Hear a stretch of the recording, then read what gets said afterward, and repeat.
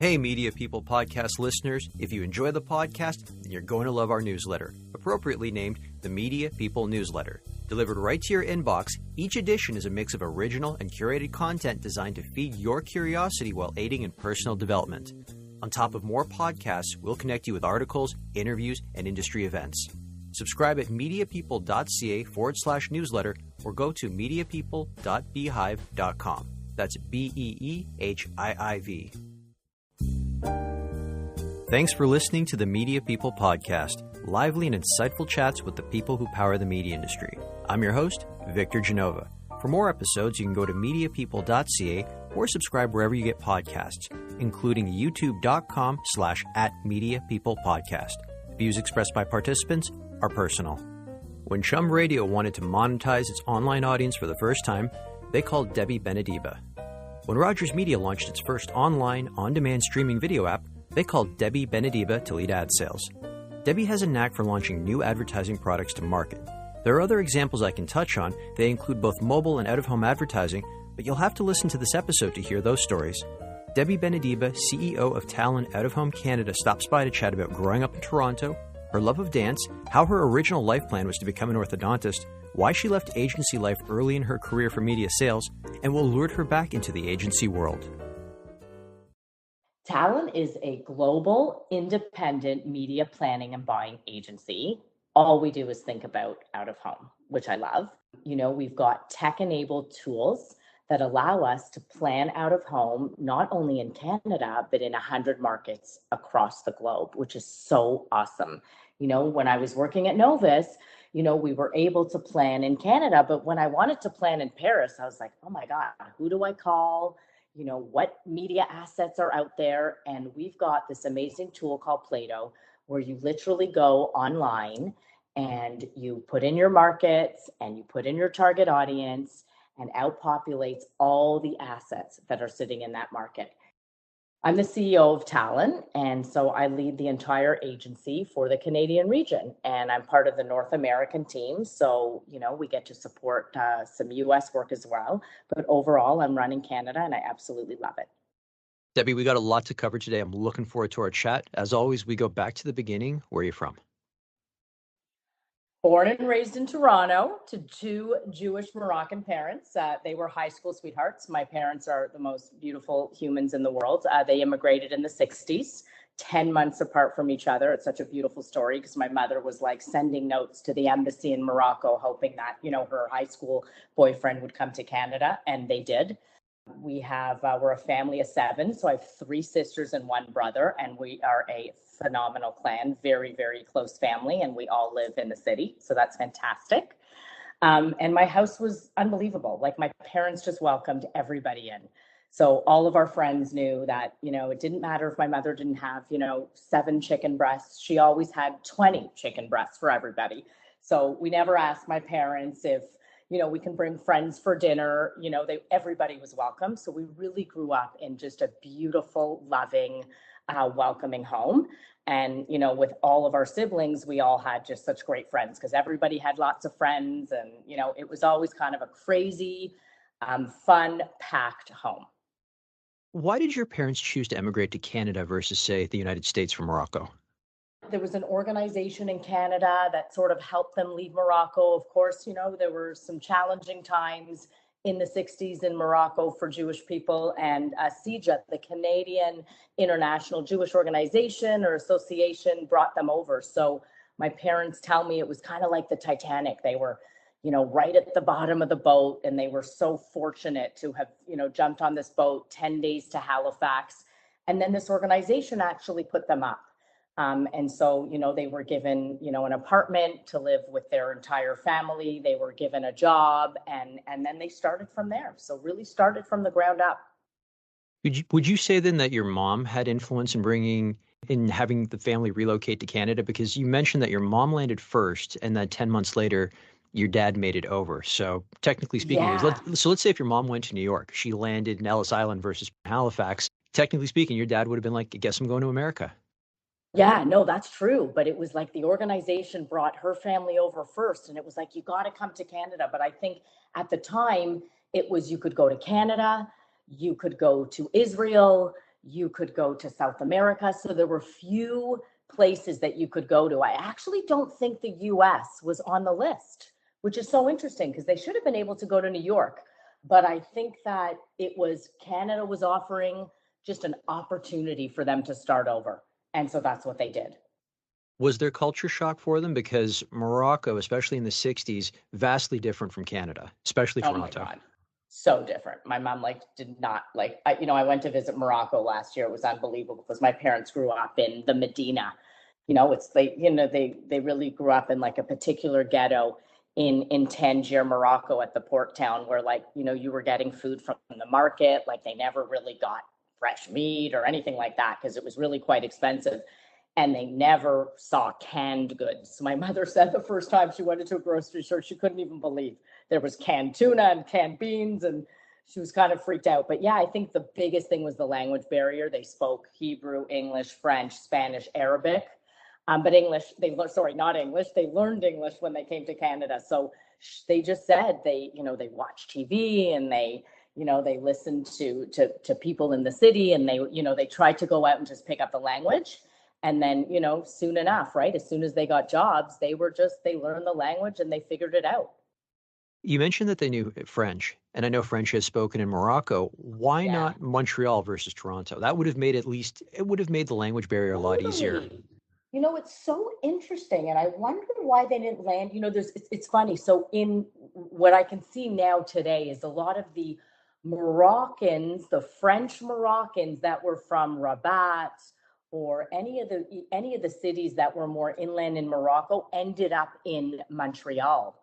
But I guess, this boat ride was, you were coming to Halifax and we were sending you to Toronto.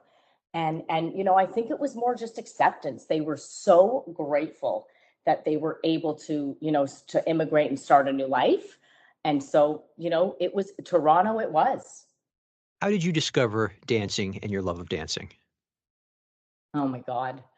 I had an uncle and aunt who were flamenco dancers, and my father used to back in Morocco, but performed in Paris.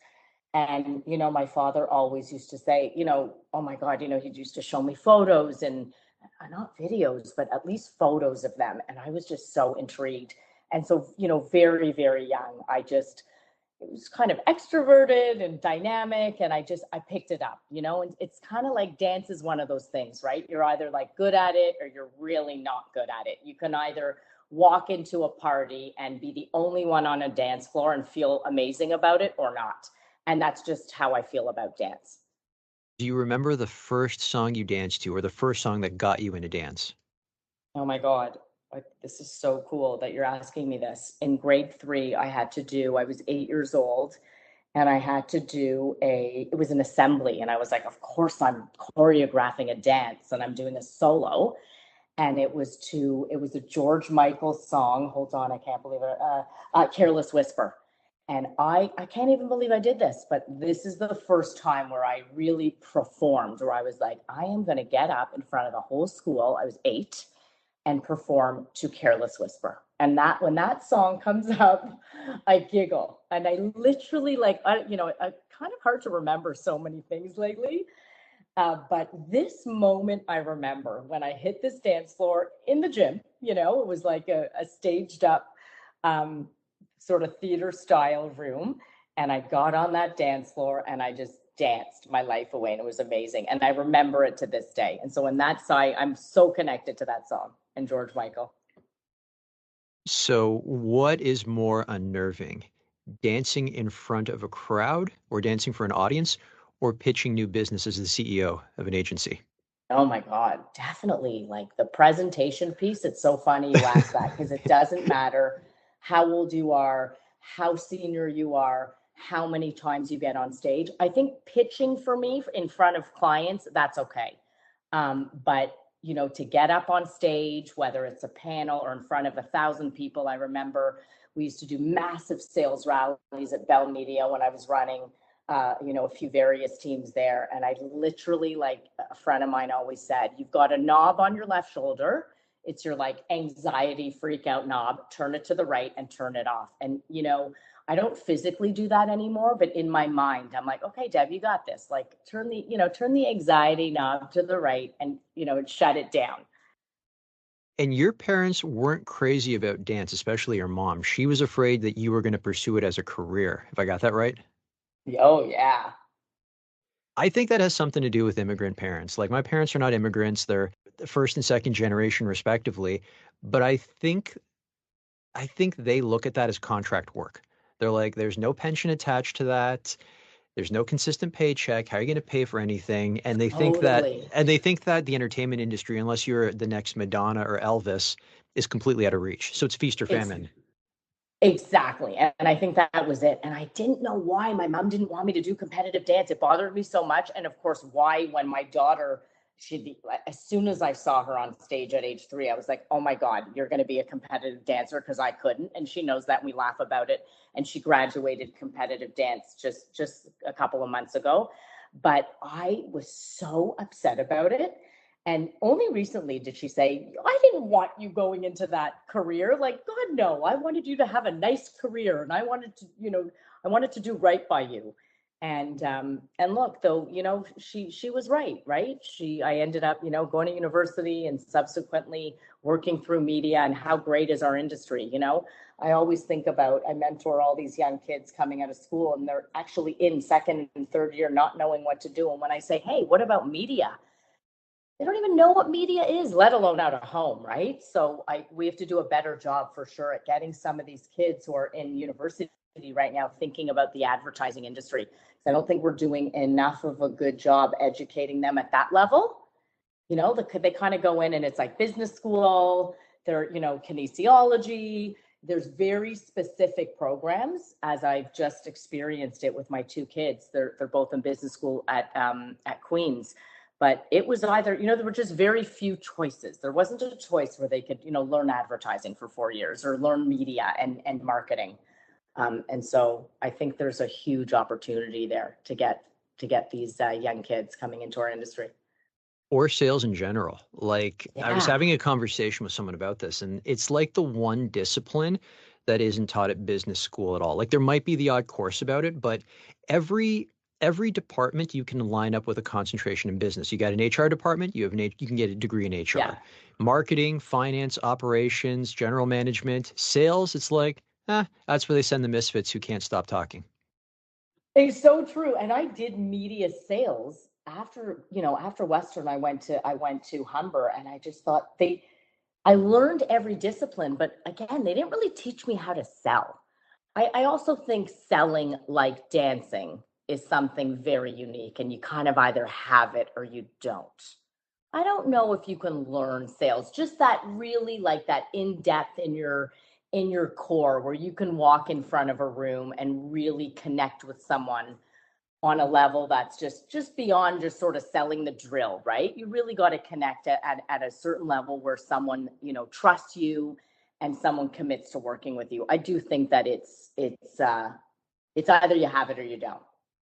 I'd say the resilience as well, because I've known a number of people that have crossed the aisle from agency world to sales, and they're completely devastated and offended when someone won't call them back or respond to an email. Oh And I my tell them, God. I'm like, you got to get over that quickly. I'm like, Oh my God, if this is right? going to bring you down, then like get out now. Get out now while you still can. Yeah. Yeah. Oh yeah. You got to you got to get rid of that out the door, because it's just like, you know what? I mean, back in the day when I was in like real selling, I'm always selling, right? As a CEO, you're selling. I've been selling for 25 years. But when you had a list and you had to sell, I was like, yep, every 3 days, I'm going to call this person back until, I always said, until they say no, I am going to call them back until I get a no. Because then you get a no and you can tell your boss, I got a no. I called them Exactly, 16 that's what times, it is. Like right? even though no answer is still an answer, that doesn't work for some senior people sometimes. Yeah, that's fair. Okay, so let's talk about your influences. We know that you're a passionate and accomplished dancer, so should we be surprised that Janet Jackson, Paula Abdul, and Debbie Allen were influences of yours growing up, along with your mother? Right? Right? Exactly. So my mother was on the one side because she was my hero, because she raised 5 kids literally flawlessly. And like today in her late 70s, she's still the most, beautiful human, and literally raising all the grandkids as well. Like, she's got 10 grandkids, 11 grandkids, and, she's raising them all too. So she is my hero for sure. Cause she, she showed us that, you could do it all. You can be a great mom and you could work really, really hard. And yes, of course, growing up in dance, I literally was on my bucket list. I really, really believed that I was going to be Janet Jackson's backup dancer. And one of the coolest parts about my career when I was working at CHUM Radio is Janet Jackson came in to do an interview with Roger, Rick, and Marilyn in the morning back on CHUM FM. And I totally got to meet her. I got her signature on one of her CDs. This was 2004.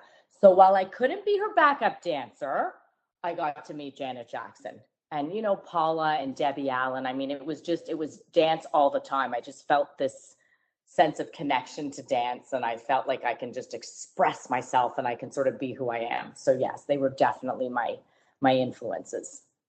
Your first job was in dance. Did your mom change her tune a little bit when she saw that you could make sort of a part-time living out of it? No, my dad was so mad. He literally thought I was working at like a strip club. I was like, Dad, oh, God. I'm literally working at a wedding and I'm gathering 300 old people and getting them on the dance floor, at the time, right? Like I was 16. And my dad was so mad that I was dancing on Saturday nights at, weddings and bar mitzvahs and gatherings. But, we all had really big curly hair back then. Okay. And, my dad had this rule, like, it was like, I'm buying each of you like one bottle of mousse and then you got to go figure it out. So the joke was, I was like, Dad, I literally need 6 bottles of mousse a month. So I got to go work. And, we giggle about that now. But what they instilled in me was the value of work, because my parents really did give us everything, right? They worked really hard to give us everything, to send us to university. They paid for our weddings. They got us our first cars. But by 14, my dad was like, where's your job? Where are you going? Where are you working? What are you doing? And so I definitely thank them for what I have today and sort of just the value of just work and persistence and resilience, because they gave us that. You did a full pivot out of the arts when you went to university and right into statistics. What made you choose that path versus, say, for example, pursuing dance in university? Because I do know that there are some big dance programs. Ryerson and York have got them. Yeah. Again, my parents were, they didn't want me doing a dance program. And I don't know that those were available 25 years ago. I definitely took dance in university. Like that was one of my courses in 3rd year. But I thought I was going to be an orthodontist. So in high school, I was like, I was very good in science and math. That was just my track. And I went to Western and I was ready to go. I had all the sciences lined up. And, of course, at the end of 1st year, I thought, oh, gosh, my math marks were so high. My science marks were absolutely hideous. I just could not get through a multiple choice exam, like could not get over a 69. And of course, back then it was like, if you couldn't get a 90 in biology, you were not going to become a dentist, never mind an orthodontist. So, I kind of said to myself, okay, I've got lots of math courses and some psych here. What can I major in? And, one of the guidance counselors at Western said, you're going into statistics. I was like, okay. So, never 3 years, I did full statistics. And, by the time I finished my 3-year degree, I thought, oh gosh, what am I going to do now? I'm in trouble. Why did you want to be an orthodontist over, say, a regular dentist? This might sound funny, but did you have more of an obsession over straight teeth? A huge obsession over straight teeth, like huge. Everybody needs to have straight teeth. And I get upset when I see young people or older people without straight teeth. I'm like, why didn't your parents help you? So teeth are so important. I do. I think it's you have a great smile, you're presenting in front of a room, you're speaking to people. So straight teeth, for me, is a thing. And I had the most amazing orthodontist. So my parents, of course, got all 5 of us braces, and we all have beautiful teeth, the Benadiba clan. And I had this dynamic orthodontist. It was so much fun. You'd walk in, there were like, there was an arcade section, there was a coloring section, there was all this fun stuff that kids can do. And, on Mondays, all his team was wearing purple. On Tuesdays, it was red. And I thought, oh my God, this is the most fun, dynamic office I've ever seen. I want to be an orthodontist.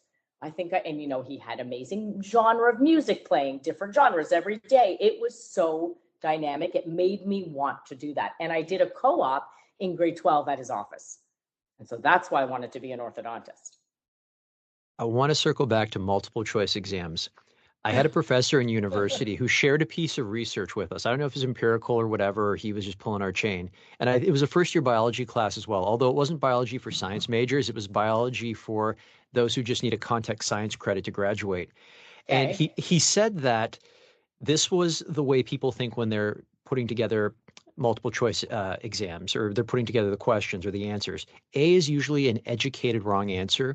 B is more than likely the right answer. C is another educated wrong answer to throw you off. And by the time they get to D, they're so fatigued that they'll just write anything. I wished I knew that. I wish I knew that 25 years ago. I was terrible at multiple choice. I think I was really not great at exams. I just got myself so worked up in exams. I was so great at presentations, of course, so great at standing up in front of a room but I got to a multiple choice exam and I just thought, is that right? Oh my God, maybe that's right. Maybe that's right. And I freaked.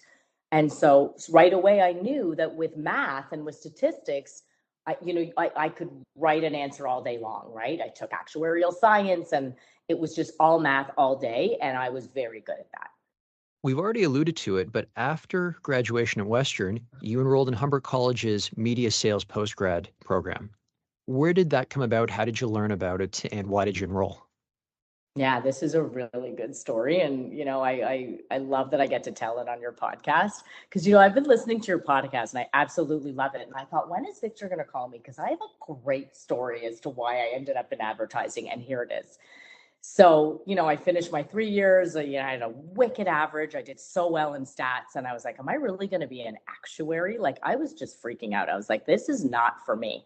And at the time, all of my housemates, in the late 90s were watching Melrose Place. And Amanda Woodward, if anybody out there is listening, it was Heather Locklear and she played Amanda Woodward. And she was this dynamic ad executive. Of course, she was tough. She was gorgeous. She was creative. And I thought to myself, what is advertising? And I need to be in advertising. So I literally opened up the Yellow Pages. Yep, the Yellow Pages. I'm aging myself.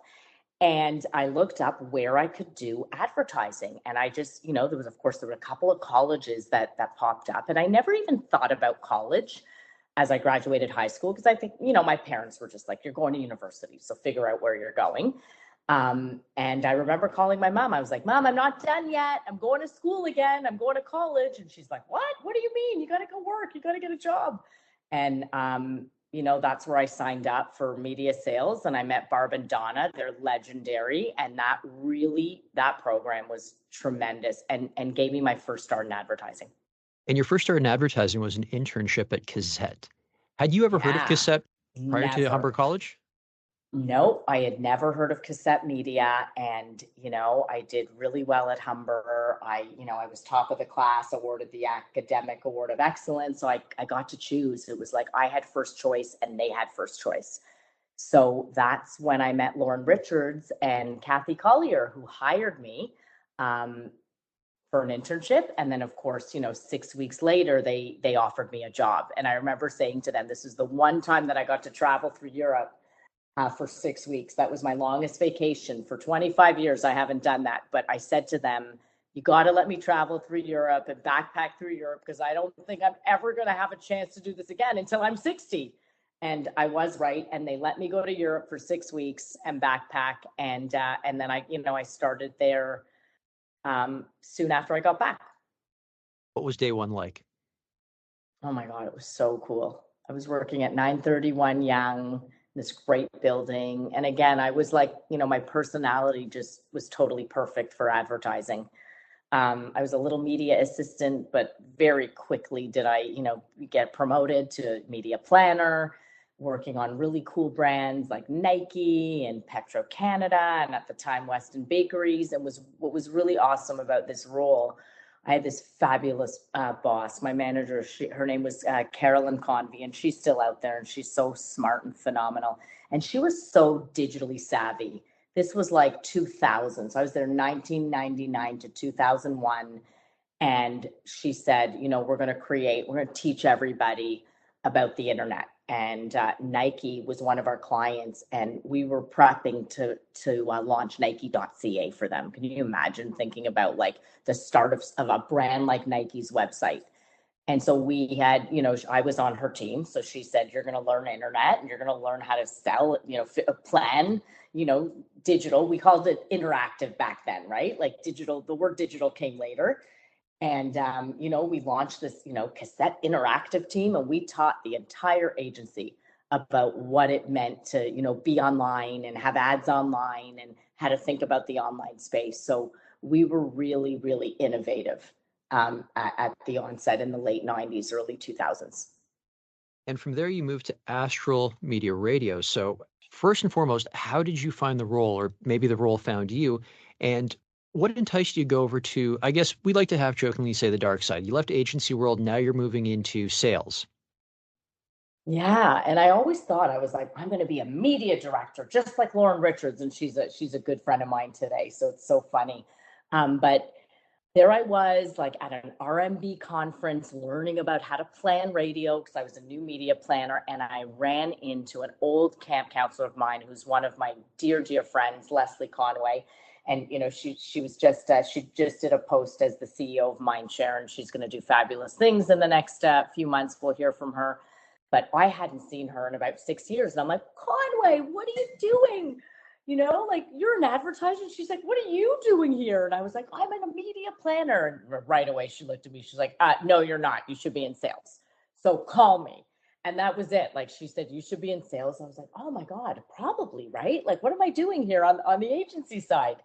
And that was it. Like, she had a role. I remember I was like the youngest radio rep at CHUM Radio by far. So I was always known as the rookie. And funny enough, 25 years later, I'm still called kiddo by many leaders and CEOs. So I felt like I was always a little bit early in all of my roles, a little bit younger than most people were, but this was a good one. I started at CHUM Radio. I spent 8 years there in a few different capacities. I taught radio reps how to sell digital media, and it was great because Leslie she trusted me. So, she threw a division at me and said, figure it out. I need you to launch a new business division. I was like, oh, okay. And then the next one was, oh my God, we got to figure out how to put banners in big boxes on radio websites. So go figure it out, make it happen, and go sell it. And I think about back in the day when literally we were stitching big boxes and banners on websites. And honestly, Caroline Moole and Barb Glover, like, God bless them, they gave me such a chance. I remember, it's that like first new win that you want to get on this new team. And we did such an amazing buy with them. So I have to thank them, and I still work with them today. And what I love about this business is that, we've kind of all grown up together, and, we support each other and we help each other. And I love that business for the people. Even though technically it was Astral Radio, or it eventually became that, you mentioned it was CHUM, and then it goes to Astral. So one thing I wanted to ask you about is, even though there was a change in your duties and your titles and responsibilities, when Astral acquired CHUM, how did the culture change? Oh, right. Okay. No. Confusing. My first gig was CHUM Radio. And Perfect. Then what happened was CTV bought CHUM. That's what it was. Okay. That's what it is. So that was like my first 8 years I spent at CHUM Radio. And so it was national radio across the country. And subsequently, Bell now owns all those radio stations, right? Because of all the acquisitions. Then when I left there after 8 years, I went to Astral. It was Astral Radio Digital. And so from there, because of my experience with, cassette, I was like really early on launching this new innovative interactive team. And then I went over to CHUM Radio, and we were stitching boxes and banners together on websites. Astral said, hey, wait a second, radio and digital. So I want you to, travel across the country and teach every radio rep. And, radio reps, like, they weren't interested in selling big boxes and banners. They were selling radio. Weren't. Okay. Like and they still aren't today. Like when you're in radio for 30 years, you are just in radio. You love radio. You know it. Like nobody else. And so I loved this because there I was, like, it's sort of this teacher in me. I went around and I said, okay, I'm going to get every single radio rep and I packaged up what you could do in digital or online or on the websites. We called them the radio.coms, and what you can do on the air and how to package it up. And it was tremendous. We were selling so many packages. We got radio reps that would have never, ever, ever thought they would touch digital or sell digital. And it was almost mandated from there forward, right? Every time there was a radio buy, you would add digital to a plan. I did something similar in my roles, both at Astral and both at Rogers as well, working with the local TV and local radio reps. And I want to know if you got this question where they would sell a package, maybe it was something like 200,000 banner ad units on a network of sites that produces millions of impressions. Would you ever get the phone call day one of the campaign going, Debbie, I don't see my ads. Where are my ads? 100%. And that was the one, actually, that was part of my deck. It was like, make sure you do not get on the website and continue to click and click and click and click. Because what you're doing is you're creating more impressions and you're never going to see your ad.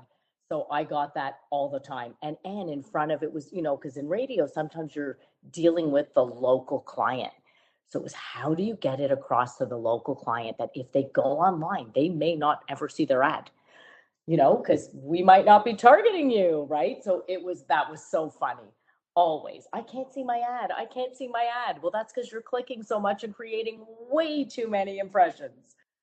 That's probably one of the biggest unique selling propositions for having, like, if you're client side and you've got a very advanced media team that's ex-agency, or having an agency team, is because they act as that buffer. Like, they know the way things are run, and then they're the ones that answer those questions for you. You don't have to deal with that. Exactly. We're going to take a quick break. Enjoying this episode? Of course you are, or you wouldn't have made it this far. Complement your listening experience by subscribing to the Media People newsletter at mediapeople.ca/newsletter or at mediapeople.beehive.com. It's a mix of original and curated content designed to feed your curiosity while aiding in personal development. On top of more podcasts, we'll connect you with articles, interviews, and industry events. Subscribe at mediapeople.ca/newsletter or mediapeople.beehive.com. What brought you then to Rogers? Everything's going very well at Astral, and then you get a call from Chris Law. And what does he offer? What does Chris Law offer you?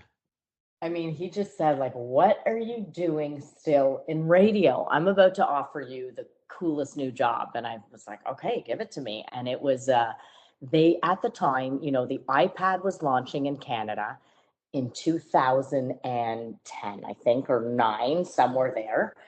And the role was to head up an emerging platforms division, which was going to work across both the digital team at Rogers and also the TV team. So it was like I was working at Rogers Communications and Rogers Media, which was kind of cool because that really didn't happen, right?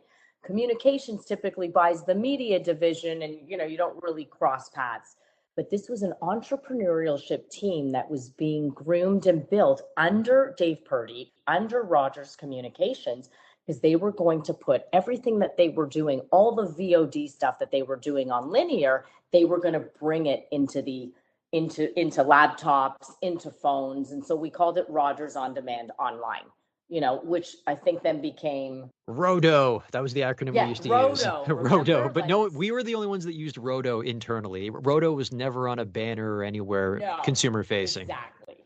But it was Rodo and it was so good. And then it soon became, I can't even remember because I left, but they changed it a few times over, but it was so cool. I was like, oh my God, video? What do I know about video? Literally, I had imposter syndrome and I'm thinking, how am I going to take this role? Like I know radio and I know big boxes. Cause again, 10 years, I now spent my career in radio. I was like, what do I know about video and YouTube?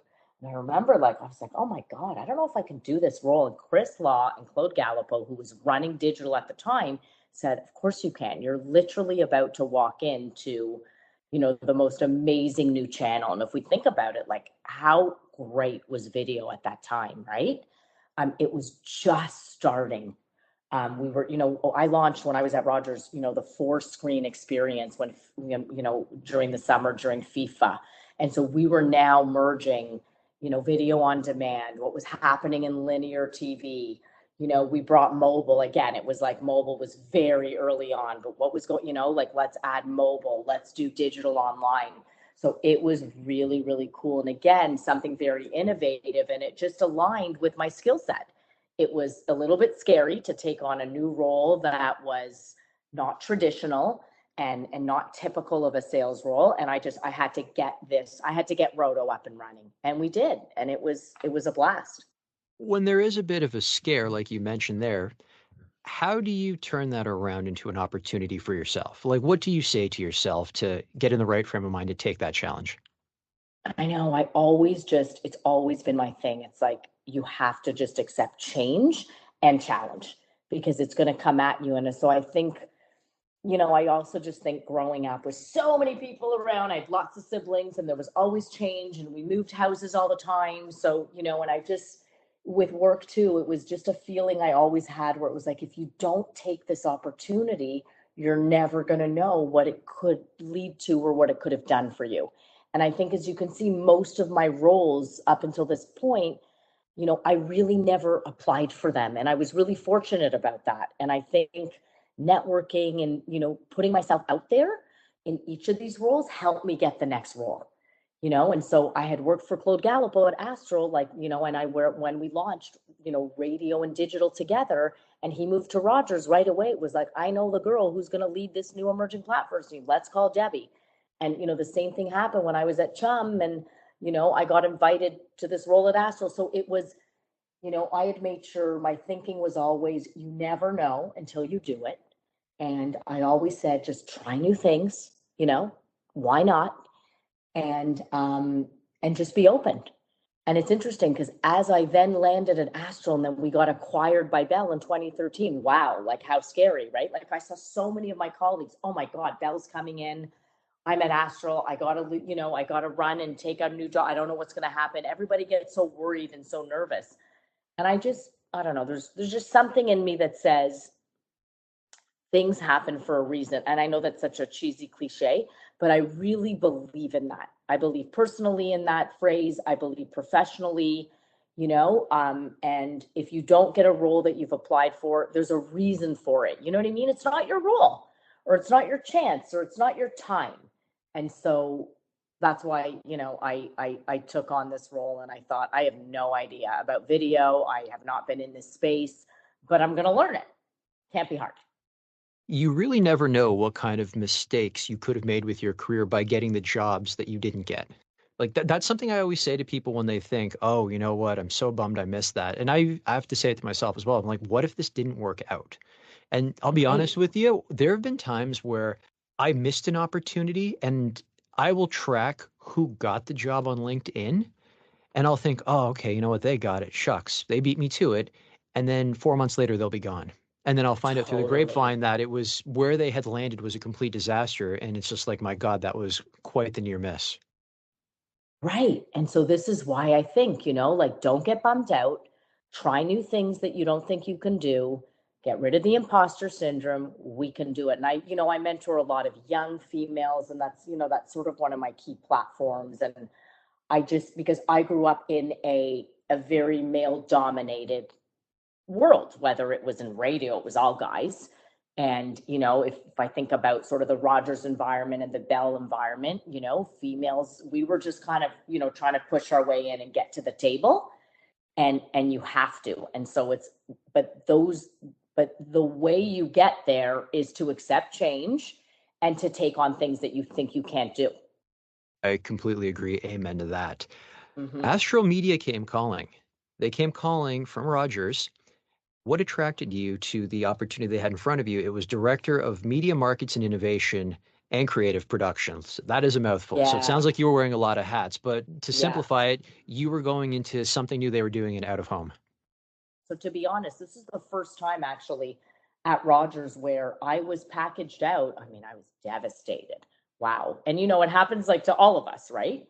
But there were I say to people all the time, there are two types of people in this industry: those who have been packaged out and those who will be packaged out. Totally.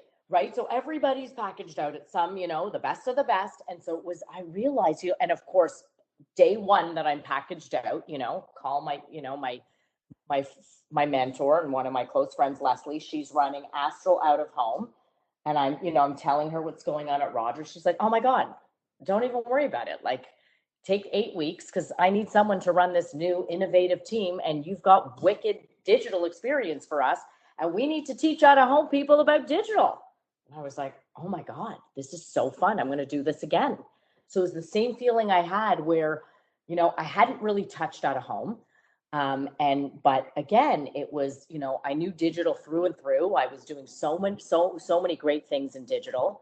I knew radio, I knew broadcast. I was like, oh, I'm going to learn out of home, and this is going to be so great. How hard can this be? And so this was a really innovative group because we were evangelizing out of home. We needed to really bring the physical world to the digital world. Mobile was really picking up steam. I mean, of course, we were thinking, how can we take a mobile phone and interact with a transit shelter, right? Like, these were the things I was thinking about way too early. But that's why they brought me in, because I was always just thinking a little bit ahead of the game.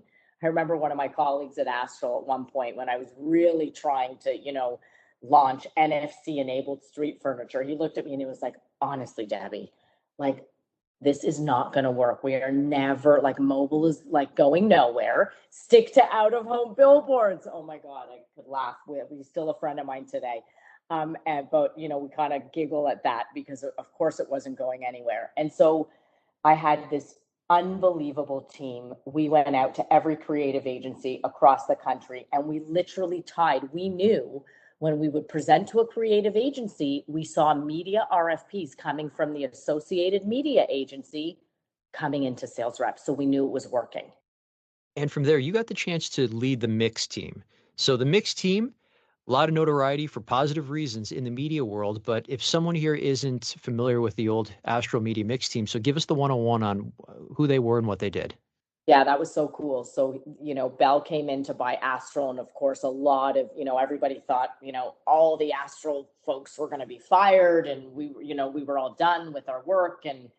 And that didn't happen at all. Like, I would say that about 5 or 6 leaders became Bell leaders. And I was tasked or asked to take on the mix. And the mix was a team where, you could plan and essentially sell all 4 assets.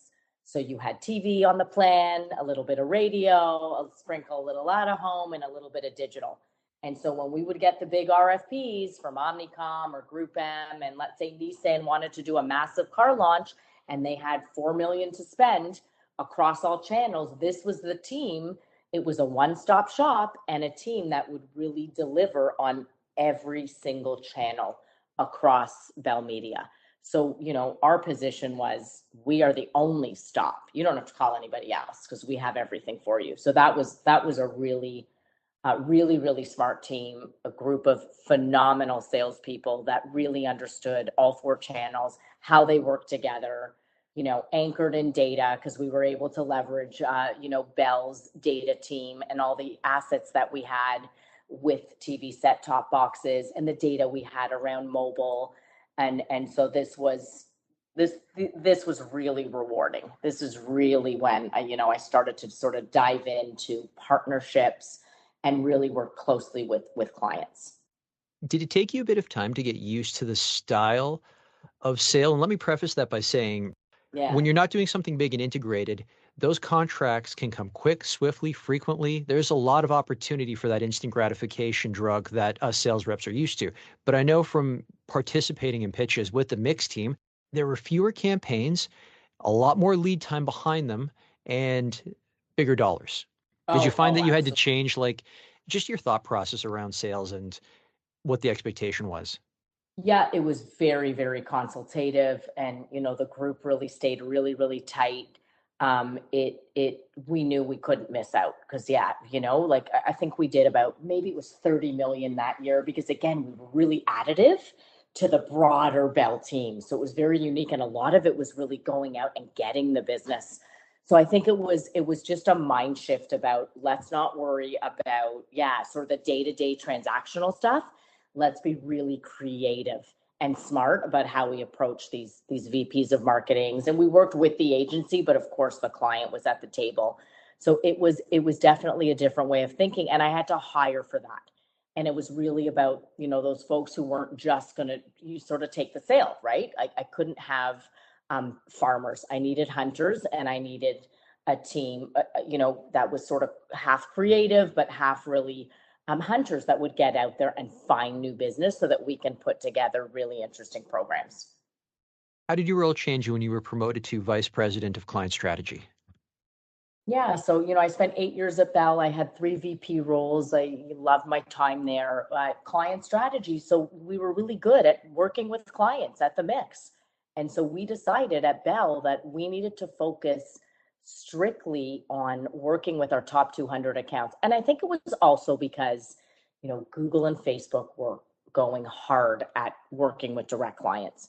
And, we always used to say at Bell, our biggest competition at the time was Google and Facebook. Like, don't worry about, Rogers or any other media companies. It was the big guys that were really taking huge share. And at that time, now it's digital's like 65, 68% of ad spend.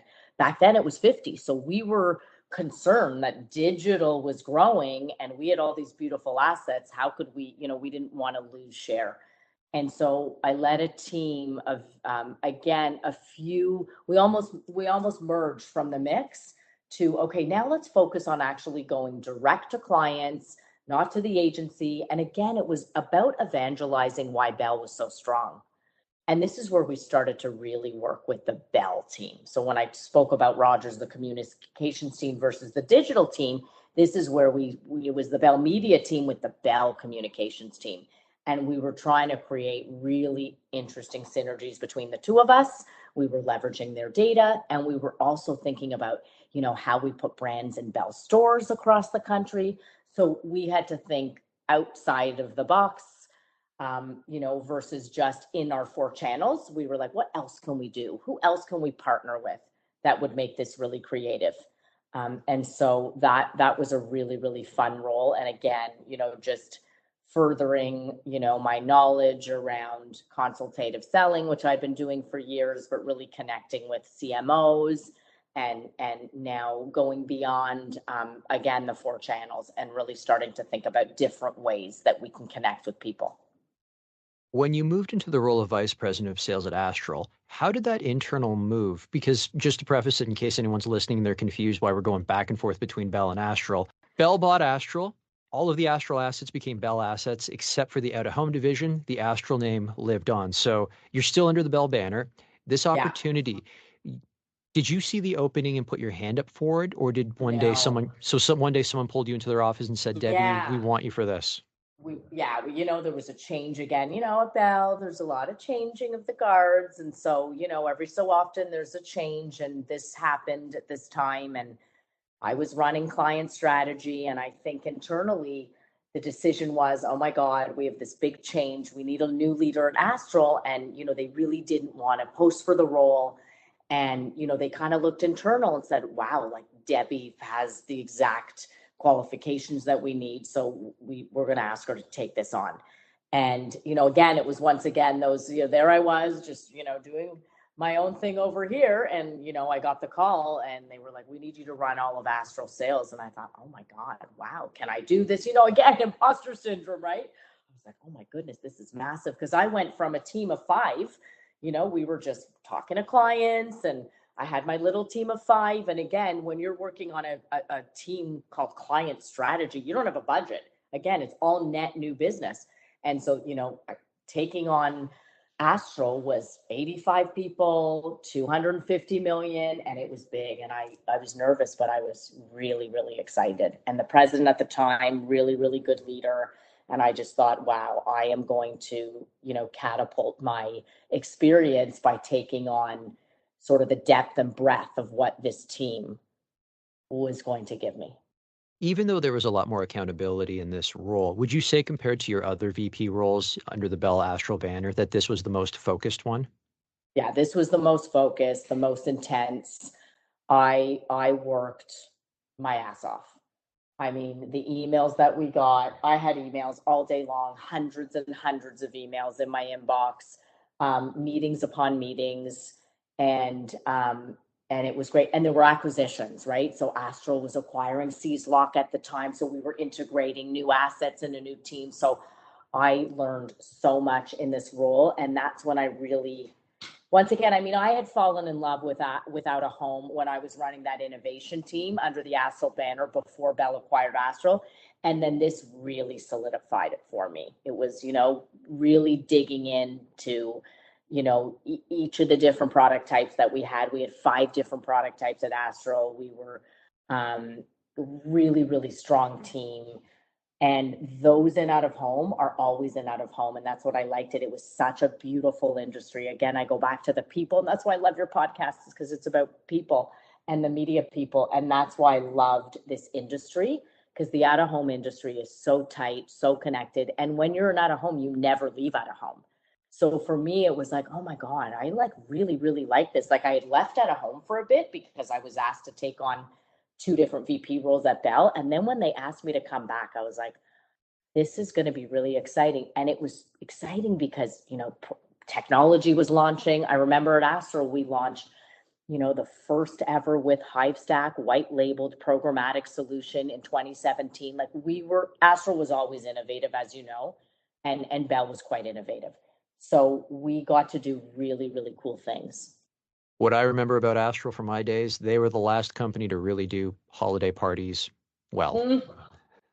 Oh my God, they had the best holiday parties. Yes. Ian Greenberg, the late Ian Greenberg, one of the founders, the godfather, he was running the company at the time. He would always say, there's like, what do you do? He'd say there's a special announcement. And he'd go up there and he'd be like, oh, the bar's open for another 3 hours. Yeah, and that was it. That's right. He'd always come back and say, you're right. Here's the special announcement. And guess what, guys? We're keeping the bar open. Oh, he was such a lovely human, Ian Greenberg. That was a really special place, Astral, for sure. The one thing I'd say the original Astral did very well is that despite being a publicly traded company, it never really felt like anyone had one eye on the share price, even though that's important. Right. They kind of satisfied that model you hear some business professors say, where it's like, if you focus on people, the people will take care of everything else. And that's what I always felt about Astral, because it was a successful company and the share price was doing incredibly well. I agree. And it was the just family, right? And we all talk about that, we're all, of course, in the industry together. And, I see my Astral friends all the time. I mean, I still do dinners with like the core mix Astral team. And we always say, wow, there was nothing like the feeling of just being at Astral, being with the Greenbergs, working for this company, because it felt like a family, even though you're right, it was publicly traded. And of course they had, to work with shareholders and make sure that they were doing well. But it was such a nice feeling. And we all feel the same way about this company. Okay, so you're doing really well at Astral out of home. You're leading sales. What entices you, though, to go back to agency life, this opportunity you had at Novus? Because at this point, I want to say you'd say you've been out of the agency world for about 18 years, and the core of your experience has been in media sales. I was a year into my MBA. Bell had sponsored me to do my MBA, which I had always wanted to do. But, I got married and had kids, and I just didn't have time to do my MBA. And I had this opportunity of going back to Western 20 years after I graduated with my stats degree. I graduated with an MBA and, posted my, credentials on LinkedIn, and I got recruited for the Novus role. And Novus was my client. So I'd been working with the team at Novus. They were buying, tons of out of home from Astral. And I was like, oh, this is a really interesting little agency, like just solely focused on out of home. I love it. And, for me, it was really the opportunity to run something big. And even though Novus didn't feel big, for me, it was like, I wanted to run everything. I wanted to be in charge of operations and finance and HR, and, and you couldn't do that at a place like Bell and or Rogers. And you can see for my career, I worked at, some of the biggest media companies in Canada. And so not only was this an opportunity for me to run something, but it was also an opportunity for me to learn the US market. And, as you see my entire resume, I was really just strictly working in Canada. So it gave me 2 opportunities. One, to run something, because I did my MBA, and I knew after my MBA, I was like, I want to be a president. That was my next goal. I want to be a president, and I want to work in the US. And so this checked off the 2 boxes. And this would be the first interview, even though I was recruited I worked really hard for this interview, and I ended up getting the job. And so it was awesome. Let's bring this full circle because Talon acquired Novus. So take me back to the moment that you learned that an acquisition conversation had been bridged. It's funny. Okay, this is a good story. I'm going to take you back. Is in 2020, of course, now I'm running Novus and I'm like, oh my God, I got to grow the company. You're always in sales, right? So when you say you were in media sales and then you move over to agency side, a president is the salesperson, right? You're really having to get out there and grow the agency. And that's what I was doing, right? I got in 2019, rebuilt the culture, and really started to grow the agency. And then, of course, COVID hit. And during COVID, I had lots of time to think as out of home was literally shut down and we were all shut down. And I started poking around in the US and, I heard about this company called Talon that was just growing in the US. They had just opened up shop in the US. And I thought, oh my God, Talon looks really big. And, they headquartered out of the UK and their marketing is so gorgeous and we're in trouble. I got to partner with them. So I'd been working with Talon in New York since probably I met them in 2020 and 21. We were having conversations. And, I kept on saying to my CEO in Minneapolis, I said, I'm going to land this new partnership. Talon's not going to come into Canada because Novus and Talon are going to do a JV and we're going to partner. And this probably went on for about 2 years. And I couldn't believe, again, we talk about sometimes it takes a long time to close a deal. This was really long. And I was getting kind of nervous. And I remember saying to my CEO at the time, I was like, honestly, this has been the longest sale of my life. I've never felt this way where, you work something so hard and you can't close it. And it never happened to me. And so I am feeling very, very icky about the whole situation. And, I sort of took a step back and my CEO was like, oh, Deb, don't worry about it. It's fine. Something else will come in. And she was so chill about it that I thought something is happening. And so what ended up happening was they were doing the deal, and of course, there was only a few people that could be at the table. It was a private deal. And in January of 2023, I had been brought into the loop that Talon was not doing a JV with Novus, but acquiring the Canadian entity of Novus. And I became the CEO. Once the transaction was complete, how did things change, or did they change, apart from you becoming the CEO? Because you're at the top now and you're setting the culture for this new agency. I think what changed was the opportunity to now go from, you were a Canadian company that had roots in Minneapolis, and now you're a Canadian company and you can buy out of home all over the world. And so I think everybody just jumped in. Of course, I got everybody excited about the fact that we were now owned by a global company. We were strictly focused in out of home. We used to do a little bit of print and some flyers and some magazines. So we were sort of in the print and out of home space at Novus. And it became very clear, the opportunity that everybody could have working for a company like Talon. It was just the access that we had was so grand. And so that was very exciting. And so now, I got to go to London and I could go to any market if I wanted to around the world. And so I think I created that exciting opportunity for the team and everybody just jumped in. And again, when you're Canada as a part of a big company, you're still Canada. And so I think for the team, it's, they know they have the same leaders and they're doing, the same kind of work, but now they have so much access to so many different things that maybe we wouldn't have had before. You've had a series of internal promotions at pretty much every company you've worked at. If anyone listening to this is looking for advancement in their current company, what advice would you give them? Yeah, again, I've talked about this throughout. I think it's, be open, be accepting to change. Don't ever get nervous if, some big companies acquiring your company. Stick it out, because it could be that you're the only one left standing and they're going to take you on and you'll have an opportunity that you would have never had. And take a seat at the table. I love that, Sheryl Sandberg says to lean in. We have to lean in. We have to take a seat at the table. You don't always have to speak at the table, but you definitely need to be at the table and you need to listen. You already alluded to doing your MBA. You were doing it part-time, I think, as you said you did it over a course of 2 years. So Yeah. what made you jump back into grad school? Like, were you looking at your career saying, okay, maybe there are some gaps an MBA can fill, or was this like a lifelong ambition? Yeah, I think it was a combination. I think it was. I always wanted to have an MBA. I don't know. Maybe back then it was just like I have to have an MBA because my parents were like, "Oh, and you should go to grad school." They were just so proud that, they didn't have those opportunities. So I think they were just so proud and, tried to push me. But I also felt like, as a woman in some of the bigger companies that I was working with, I felt like it was really hard for me to get to that next stage. And so I almost felt like I needed the MBA to get to the next stage. And so it worked out. Bell was sponsoring me. They had never, I was the first Bell Media candidate to ever do an MBA out of their program, out of the company. So Ivy was happy to have someone in media in the cohort, and Bell was happy to sponsor me. So it was also the right timing too, right?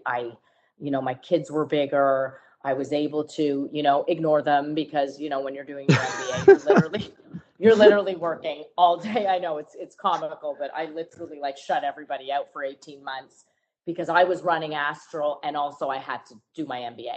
And so it was a ton of work, but it was the right time for me to do that. I was able to sort of walk away and let go of sort of the day to day and get the MBA. It was so good.